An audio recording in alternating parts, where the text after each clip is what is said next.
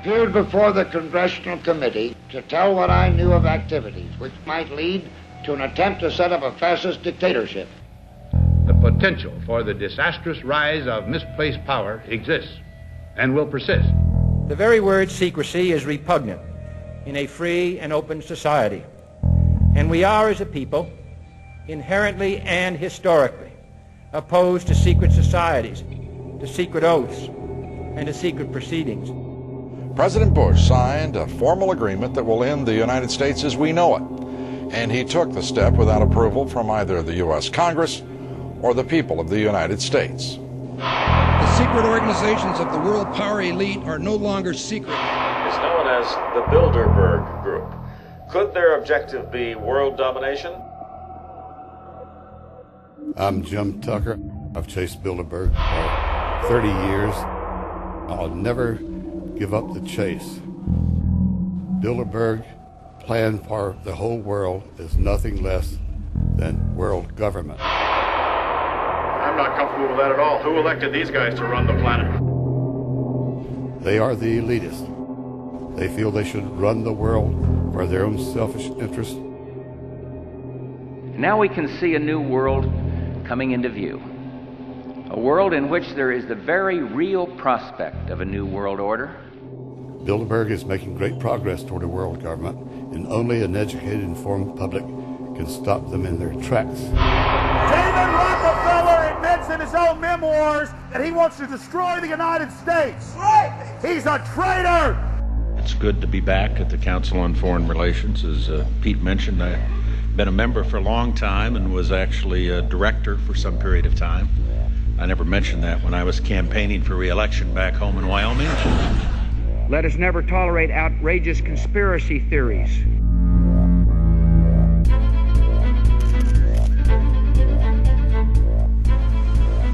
I need you to move off the property, please. Some shots were fired.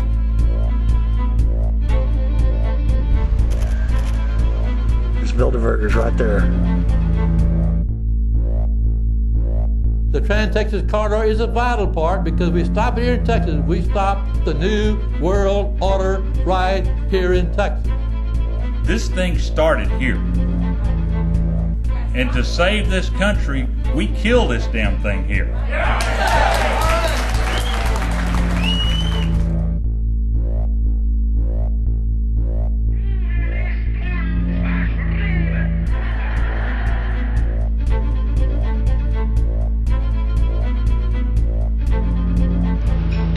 A chance for the President of the United States to carry out a phrase his father used, and that is a new world order.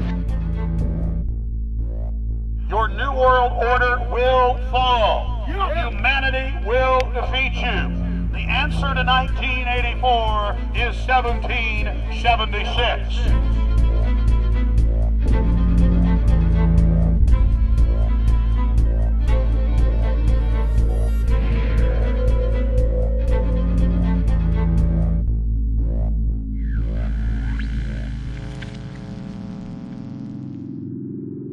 In the near future, Earth is dominated by a powerful world government.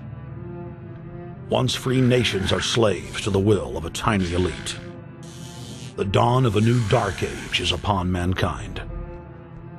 Countries are a thing of the past. Every form of independence is under attack, with the family and even the individual itself nearing extinction. Close to 80% of the Earth's population has been eliminated. The remnants of a once free humanity are forced to live within highly controlled, compact, prison-like cities. Travel is highly restricted. Superhighways connect the megacities and keep the population from entering into unauthorized zones. No human activity is private. AI supercomputers chronicle and categorize every action. A prison planet dominated by a ruthless gang of control freaks, whose power can never be challenged. This is the vision of the global elite, their goal. A program of total dehumanization, where the science of tyranny is law. A worldwide control grid, designed to ensure the overlord's monopoly of power forever. Our species will be condemned to this nightmare future unless the masses are awakened to the New World Order master plan and mobilized to defeat it. Erected by a secretive group, the Georgia Guidestones are a testament to the elite's plan for a world religion, global laws, with a global court and army to enforce it. And set in stone, it is written that the population never rise above 500 million.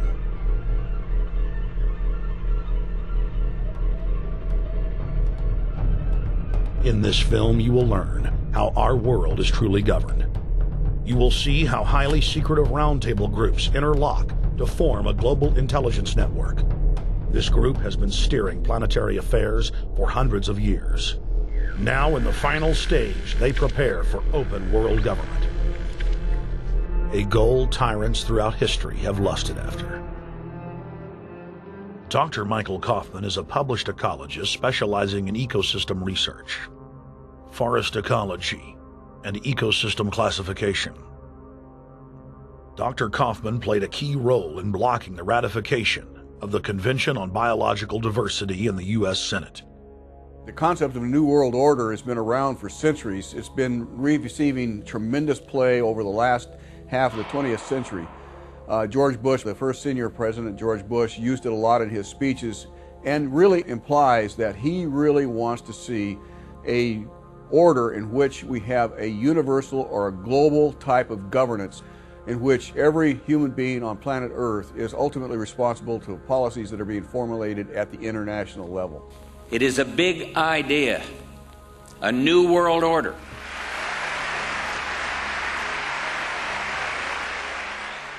President Bush said that the New World Order was in tune, and that's what they were working for. The UN is part of that government. They're working right now very significantly for a North American Union. That's why there's a lot of people in Washington that don't care too much about our borders. They have a philosophical belief that national sovereignty is not important. It's also the reason I have made very strong suggestion that we need not be in the United Nations for our national security. It's really always the same. You go back throughout all of history, the Roman Empire, the Soviet Union, Hitler during the Nazism was always saying that it's going to create the utopia for the average person, when in fact, history always shows that it does exactly the opposite. Conquest and empire is as old as civilization. Babylon, Egypt, and Greece. They all built empires in an attempt to rule the world. The Roman system at its peak dominated the known world. Complex governmental systems were developed to control diverse populations. During the period between the 15th and 19th century, new empires emerged and again waged war for supremacy. The nobility, as well as the thriving merchant class, were financed by a handful of private banks. Many of the great money houses would hedge their bets and finance both sides of a war.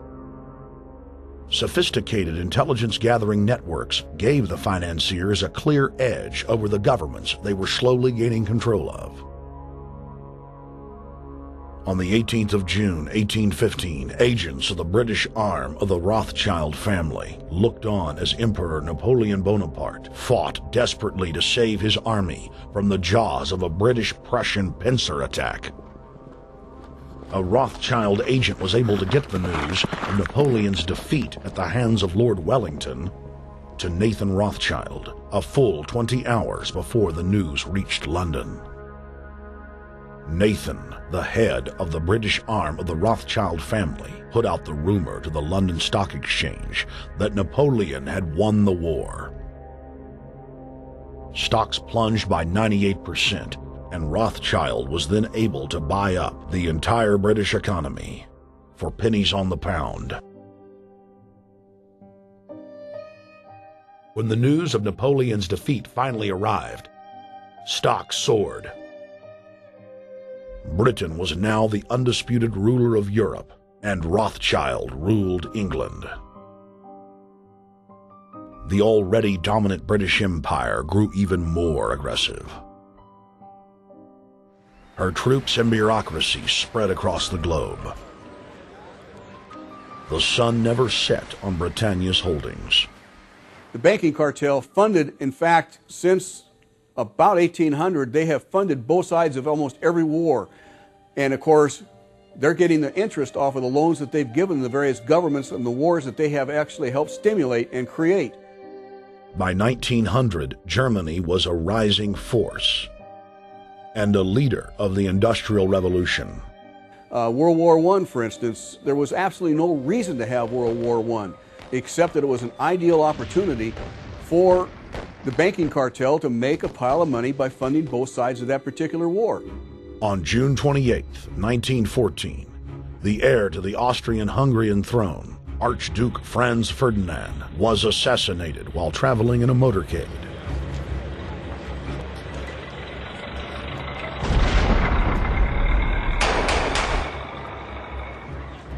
The Black Hand, a Serbian secret society with connections to French and British intelligence, took credit. World War I had begun.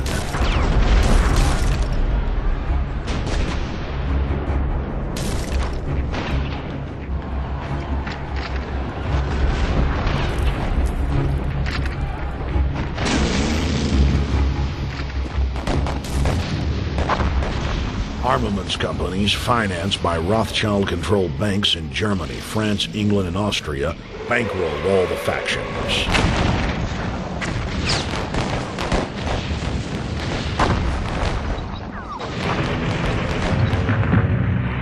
At least 20 million were killed in the war. It was a conflict so terrible the people vowed to never fight again.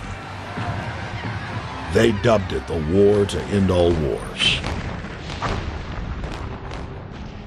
Question is, why did they want war? Well, first of all, is money and power. But secondly, they wanted to create the League of Nations. They had this in their plans all along, and as a consequence, once the war was over or about to be over, they began to formulate this idea of a League of Nations, so this would never ever happen again. Hundreds of years of practice made the British experts at hiding their empire behind puppet governments and councils. In the name of stopping all future conflicts, they proposed that countries would join a League of Nations. Their true intention was for the League to serve as a framework for world government. President Woodrow Wilson, who had spearheaded the establishment of the private Federal Reserve System in the United States in 1913, strongly supported the establishment of the League of Nations. Woodrow Wilson was a very naive president. He was basically a college professor that was grafted into this whole system. The League convened in Paris in 1919, but many nations recognized it as a threat to their sovereignty and refused to join.